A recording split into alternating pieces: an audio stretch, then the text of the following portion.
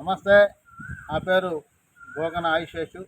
బావుపురి దివ్యాంగుల సేవా సమితి రాష్ట్ర అధ్యక్షుడిగా, అదేవిధంగా జనసేన పార్టీ దివ్యాంగుల జన సైనికుడిగా పనిచేస్తున్నాను. మరి గత సంవత్సరం 9వ నెలలో బాపట్లలో కలెక్టర్గా బాధ్యతలు తీసుకున్న వినోద్ కుమార్ గారికి అనేక మార్లు కూడా ఈ రోజు వరకు కూడా దివ్యాంగుల సమస్యల మీద, దివ్యాంగుల అవసరాల మీద వినతి పత్రాలు ఇచ్చి ఉన్నాం. ఈరోజు కూడా ఆ ఒక దివ్యాంగుల అవసరాలను తీర్చలేదు. ఏంది అనే అవసరాలు దివ్యాంగుల సంక్షేమ శాఖ కార్యాలయం మీద వారానికి 3 రోజులు గురు, శుక్ల, శనివారం నాడు ఉన్నది. దీన్ని కూడా మరి కలెక్టర్ గారు వచ్చిన కాడి నుంచి కూడా ఈ యొక్క ఆఫీస్ కూడా ఓపెన్ చేయట్లా.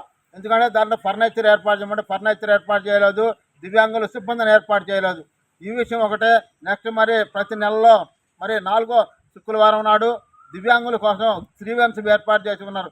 దాన్ని కూడా విస్మరిస్తూ మరి ఆయన దివ్యాంగులు అంటే ఒక చిన్న చూపు చూస్తున్న వినోద్ కుమార్ గారు మరి గతంలో కలెక్టర్గా చేసిన మరి వెంకట మురళి గారు ఆయన దివ్యాంగుల కోసం ప్రత్యేక గ్రీవెన్స్ ఏర్పాటు చేస్తే దాన్ని ఈరోజు వినోద్ కుమార్ గారు విస్మరిస్తూ దివ్యాంగుల్ని చిన్న చూపు చూస్తున్నాడు. కావున మరి మన ఒక ఆంధ్రప్రదేశ్ ముఖ్యమంత్రి మరి చంద్రబాబు నాయుడు గారు, ఉప ముఖ్యమంత్రి పవన్ కళ్యాణ్ గారు కలెక్టర్ గారి మీద వెంటనే వేటు వేయాలి.